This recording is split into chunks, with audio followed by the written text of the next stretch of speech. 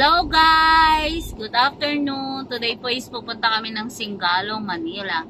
So yung appointment namin tomorrow, nagpapunta na siya today kasi bukas daw meron silang lakad sa Batangas. Kaya ngayon na namin sila pupuntahan. Mabuti na lang tumawag din sila para inform kami. Yan, tayo po muna ay mag-pray o dakilan Diyos sa mga pangyarihan sa lahat. Nagpapasalamat po kami sa napakagandang araw at unang araw ni September, Panginoon Lord.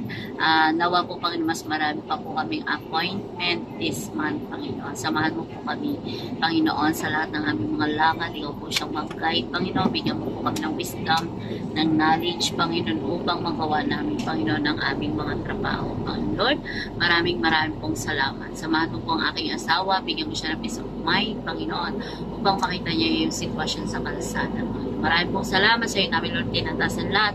At alam po, Panginoon, na patuloy mo pagpapalain ang gawa ng aming mga kamay. Sa iyo namin, Lord, tinatas lahat, pinabalik papuri. Masasalamat sa iyo, dakila mahal Jesus. Amen. Amen. Salamat sa Panginoon. Kasi nag-check ako ng calendar namin kanina. Is nakita ko, full ano pala kami. Full schedule pala for first week of September. Nakakatuwa naman si God. No? Kasi talaga siya yung nagpo-provide ng lahat ng aming mga pangangailangan. Kasi siya po yung bumili lang sa akin yung aking asawa. Kasi sabi niya, para daw kahit paano pag nagutom kami sa biyahe, tapos mayroon kaming kakainin. Mahirap, kasi siya sa gutom, mahina. Pag nakaramdam siya ng gutom, kailangan makakain kasi nagka-cramping ang kanyang sikmura kapag siya nagugutom. Kaya laging dapat mayroon kaming baong pagkain. Yung buko, hindi ko lalagyan ng tirik. Parang maulan na naman. Parang makulimlim. Sana hindi umulan doon sa pupuntahan namin. Kasi pag umulan, basa kaming mag-asawa. Walang payo. Yung sikmura. Sinisikmura na naman siguro siya. Ala, umuulan na guys.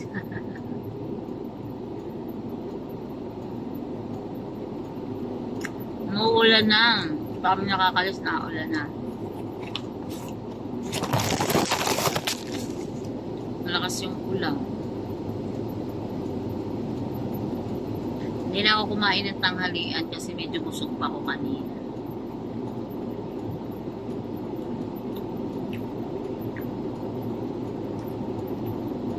Uwi daw kasi ng Batangas yung client namin, kaya ngayon na lang siya nagpapapunta. Hopefully magiging magandang resulta.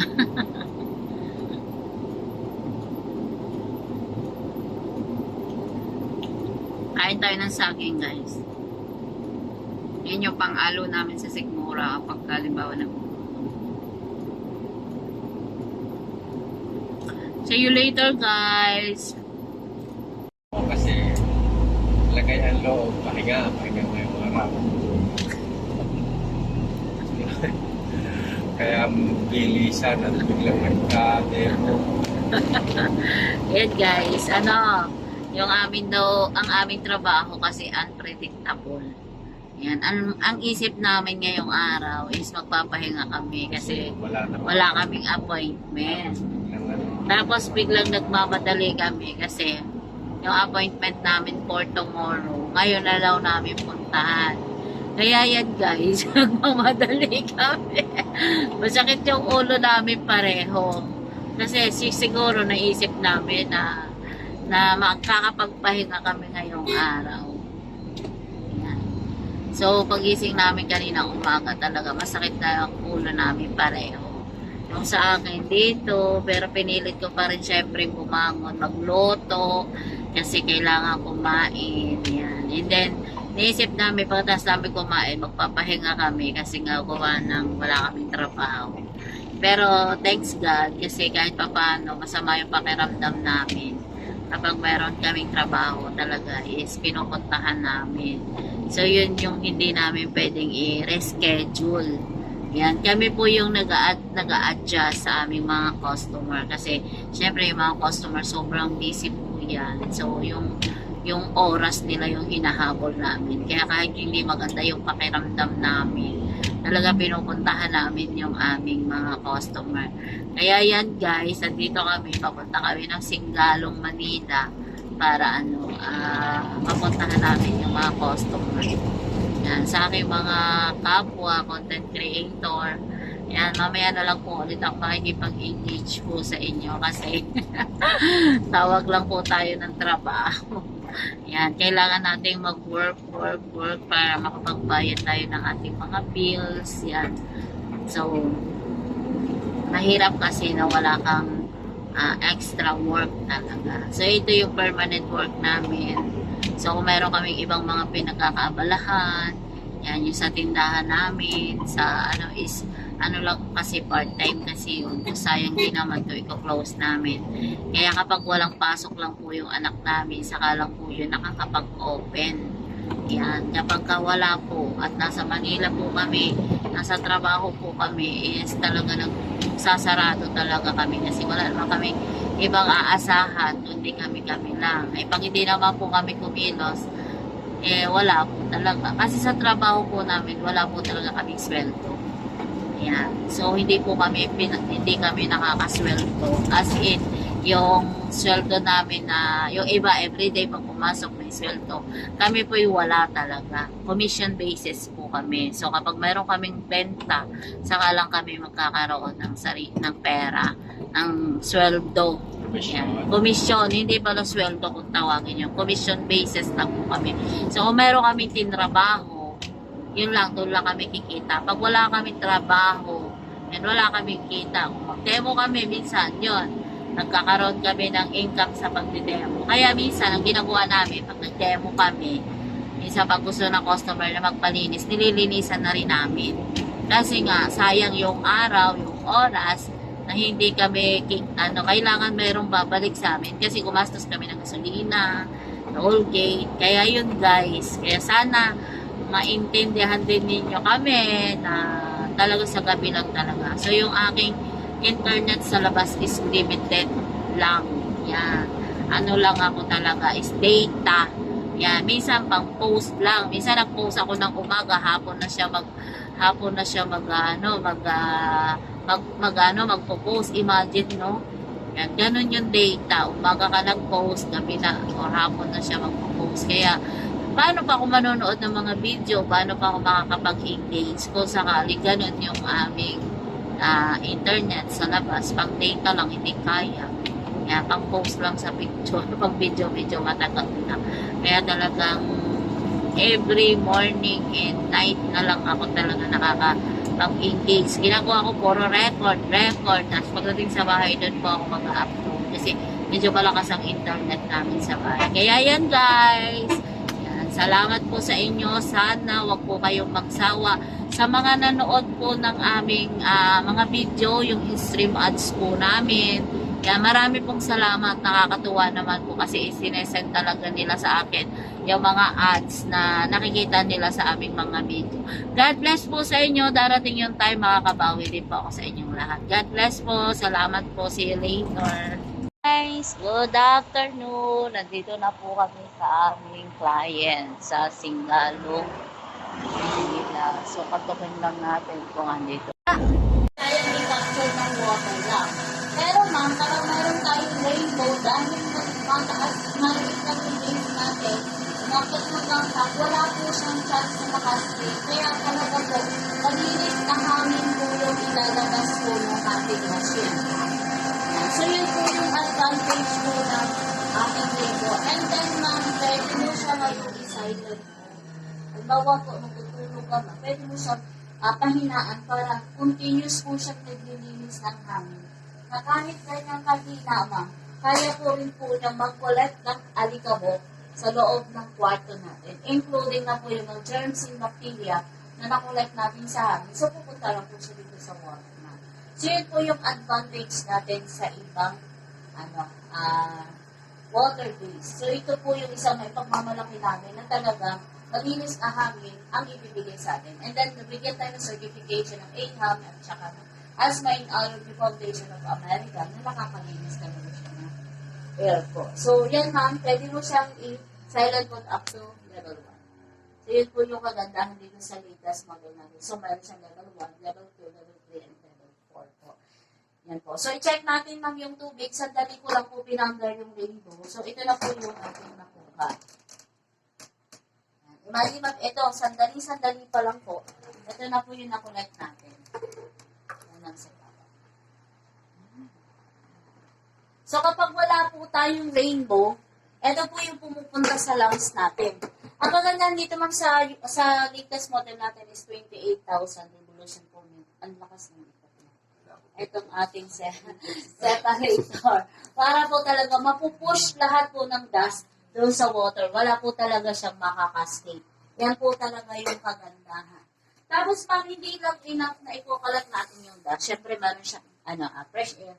Meron siya active ingredients, triethylene glycol, alcohol. Mostly po ito ginagamit man sa hospital para isanitize yung buong rooms, patayin mga germs and bacteria na na-collect natin sa water. So, kalahating takip lang po ng ating disinfectant, lalagay lang po natin dito. So, kaya nyo na rin mag-remove ng mga odor. Kaya, kagaya po ng amoy ng pintura, amoy ng niluluto.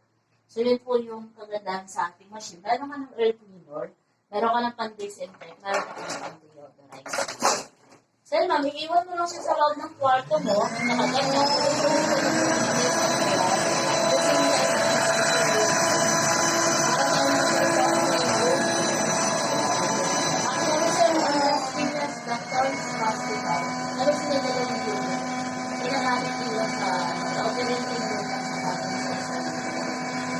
kailangan nila i-sanitize. Tanging rainbow lang talaga, sir.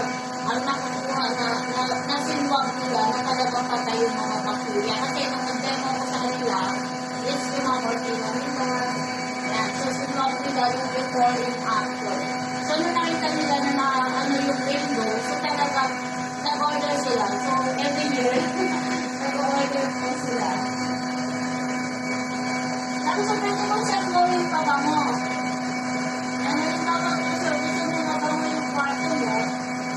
Pwede po tayo gumamit po ng file. No? Gusto mo ba mabango yung kwarto mo? So, any scent. Yan, kahapon yung tinry namin yung rosemary. Nag-distract lang namin ng konti, nilagay namin sa basin. So, nagustuhan ng client yung rosemary. Ito po is fine. Nalagyan namin sa dito sa water. So, mag-aamoy fine na po yung kwarto natin. Makagamit pa kami naman, hindi mo na kailangan spray mga pang-aroma or bumili ng mga pang-aroma tayo sa mall. Sarili mo pang kaya din na po. And then po, kapag masakit yung ulo mo ng stress na sa work, kaya kumamit na yung eucalyptus. Tapos kung pwede ng tayo. Then, lalagay lang natin ng po. Kapansin mo po yung set natin, hindi siya nagmamalo-malo. Then, yung eucalyptus. Then, ito yung advantage ng separator natin. Kaya niyang i-separate lahat ng papasok po dito. Kung ano yung last cell, yun po yung mag-double na. Yun po yung wala sa ibang components natin. So, yan. Iisa-isahin natin sa video. Yan. Kaya sir, may kahit ilang mabango yung gamitin po natin. So, kung ano yung pinakagusto, magbangan sir sa kabila orange. Yan. So, hindi siya mag-mix-mix. Kasi po yung separator natin, kaya niyang i-separate yung lahat ng papasok po dito. Yun po yung kaibahan niya sa ibang mga water-based na. Kaya still ang label since 1936, still hanggang ngayon. Ganito pa rin yung demos po natin. So, Tatay.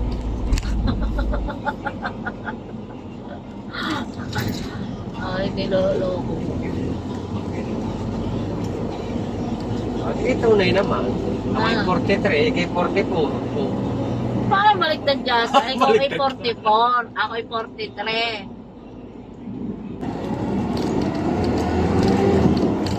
Kain tayo guys ng coffee.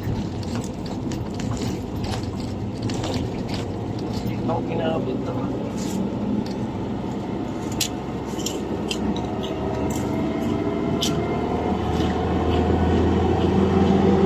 Katalo ng demo namin ay North buto.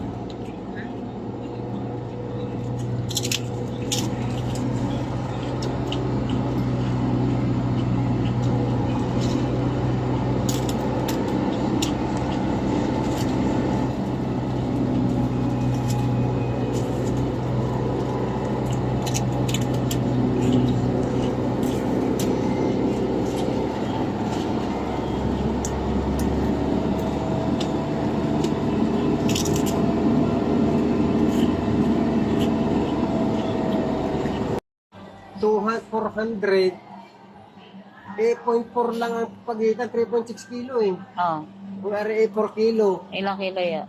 3.6 nga, Magkano yun? 350 lang. O yan ay 199, di 200 halos, o di 400 na rin dalawang ari. 400, ari ay 350.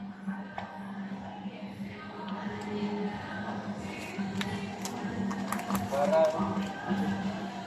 magaling yun, ganun din halos. Yun na lang, mas may pangalan pa. Yun na lang.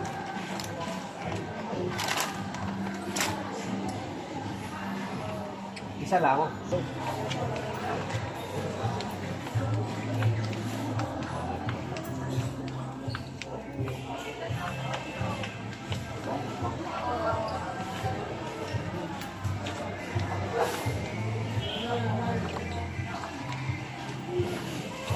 Kakalit ka. Ano na dito?